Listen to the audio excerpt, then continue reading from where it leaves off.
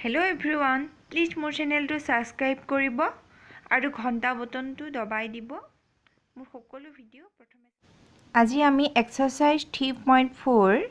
question number 3 টো আৰম্ভ কৰিম ইয়াত কোৱেশ্চনটো কি দিয়া আছে চোৱা n² - 2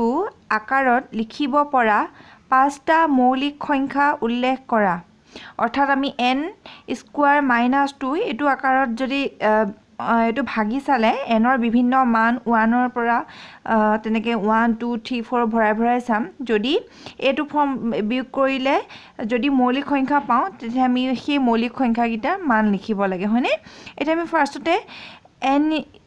1 2 টো ধৰিব নোৱাৰে কাৰণ 1² হলে 1 1 - 2 হলে কি হ'ব -1 হ'ব যেটো মৌলিক সংখ্যা নহয় হয়নে গতিকে আমি ফাৰ্ষ্ট টাইম n কিমান ধৰিছো 2 ধৰিছো যেতিয়া n = 2 ধৰো তেতিয়া কি হ'ব চোৱা ফৰ্মুলাটো আছিল কিমান n² - 2 হয়নে অৰ্থাৎ কি হ'ব n ৰ ঠাইত যেতিয়া 2 ভৰাও 2² - 2 হ'ব অৰ্থাৎ 2² কৰিলে কিমান পাম 4 পাম 4 - 2 কৰিলে কিমান পাম 2 পাম হয়নে আৰু এটো বিলংস টু কি হয় n হয় ঠিক আছে এতিয়া belongs to n for n মানে হৈছে স্বাভাৱিক সংখ্যা ঠিক আছে এতিয়া আমি n = 3 চাও 3 হলে n² ঠাইত 3² - 2 হ'ব 3² কৰিলে কিমান পাম আমি 9 পাম 9 - 2 হলে কিমান হ'ব 7 হ'ব হয়নে আৰু 7 টো এটা কি সংখ্যা হয় মৌলিক সংখ্যা হয় হয়নে তাৰ পিছত আমি আকৌ n = এবা কিমান ভৰাই চাম মনতে ভৰাই চাম 4 হলে কিমান হ'ব 4 হলে 4 4 গুণ হ'ব 16 16 - 2 হলে কিমান হ'ব 14 হ'ব যেটো মৌলিক সংখ্যা নহয় হয়নে গতিকে আমি এবা n = কিমান ধৰি চাম 5 ধৰি চাম 5 ধৰিলে n² ঠাইত 5² হ'ব -2 আৰু 5 ক স্কয়াৰ কৰিলে আমি কিমান পাও 25 পাও 25 - 2 কৰিলে কিমান পাও 23 তেনেকৈ n ক যদি 6 ধৰো 6² কিমান হ'ব 36 36 মাইনাস হলে কিমান হ'ব 34 যেটো কি সংখ্যা নহয় মৌলিক সংখ্যা নহয় গতিকে আমি এবা n = কিমান ধৰি চাম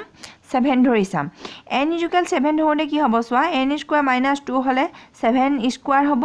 7² মান কিমান 49 49 - 2 কৰিলে কিমান পাম 47 পাম অৰ্থাৎ 47 টো কি এটা মৌলিক সংখ্যা হয় হয়নে আকৌ তেনেকে আমি n = যদি এবা 8 চাও 8² হলে কিমান হ'ব 64 64 পৰা 2 গলে কিমান হ'ব 62 হ'ব যেটো মৌলিক সংখ্যা নহয় হয়নে এবা আমি n = কিমান ধৰি চাম n = এবা আমি 9 ধৰি চাম 9 ধৰোতে 9² হ'ব 9² হলে কিমান হ'ব 81 হ'ব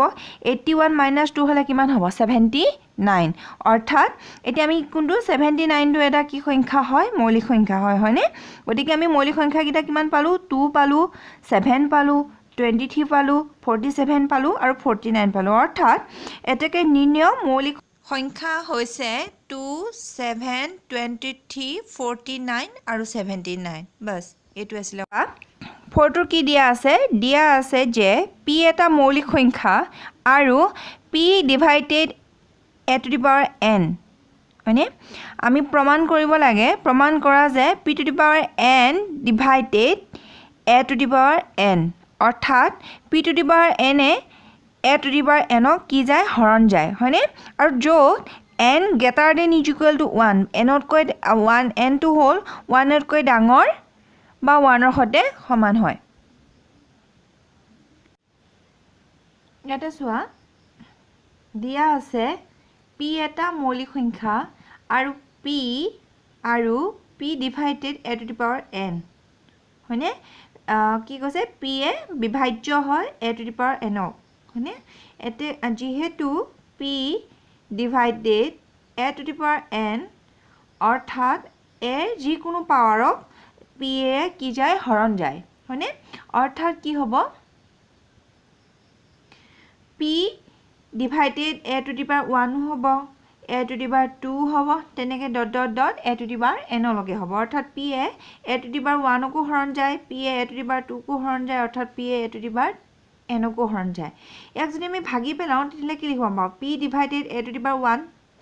ঠিক তেনেকৈ a to the power p divided a to the power 2 আছে ন তাক আমি এক্সট্ৰাকে কি বুলি লিখিব পাৰোঁ p divided a to the power 2 মানে তেনেকৈ ডট ডট গ'লে a to the power n কো কি আছে p ইয়াত ডিভাইড যায় অৰ্থাৎ p divided a to the power n হয়নে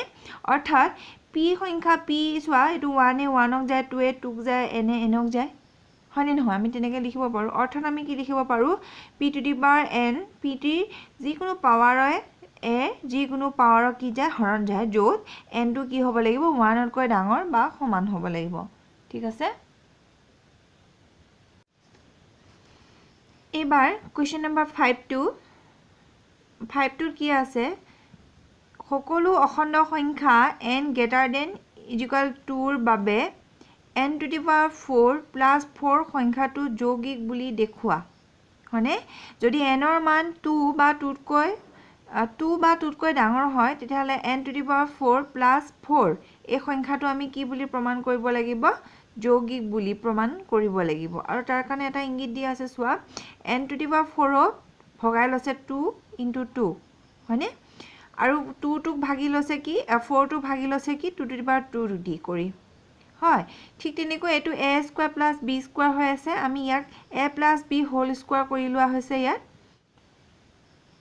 এতিয়া কোৱেশ্চনটো চোৱা দিয়া আছে n to the power 4 plus 4 হয়নে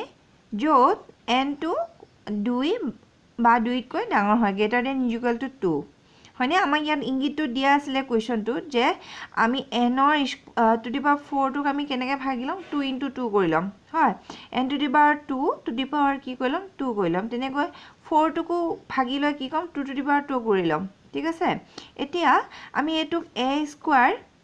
প্লাস b স্কয়াৰ বুলি যদি ধৰি লওঁ ইয়াক আমি কিমান কৰিব পাৰোঁ a plus b whole square কৰিব পাৰোঁ এটা হোল স্কয়াৰ কৰাৰ লগে লগে ইয়াত কি হ'ল টুৱাইস ab বাঢ়ি গ'ল নে নাই গতিকে আমি মাইনাস কি কৰিব লাগিব টুৱাইস ab কৰি ল'ব লাগিব হয়নে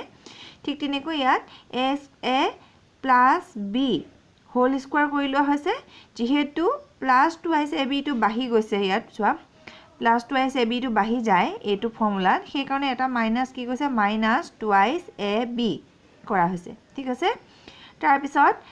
n square plus 2 whole square minus কি হ'ব এটো 2 into 2 অৰ্থাৎ 2 to the power 2 এটো যদি আমি ভাগো তেলে কি হ'ব 2n স্কয়াৰ 2 হলে 2 স্কয়াৰ n স্কয়াৰ হ'ব অৰ্থাৎ আমি ইয়া কেনেকৈ 2 into n হোল স্কয়াৰ কৰি ল'ব পাৰো হয়নে অৰ্থাৎ আমি ইয়াক কি কৰিছো -2 minus twice n whole square কৰি লৈছো ঠিক আছে এতিয়া এটোক আমি a বুলি ধৰি এটোক আমি b বুলি ধৰিব পাৰো অৰ্থাৎ a square minus b square ফৰ্মুলালৈ নিব পাৰো তেতিয়ালে কি হ'ব a plus b আৰু a minus b হ'ব হয়নে a হলে twice n to the power 2 plus 2 plus twice n ঠিক তেনেকৈ আকৌ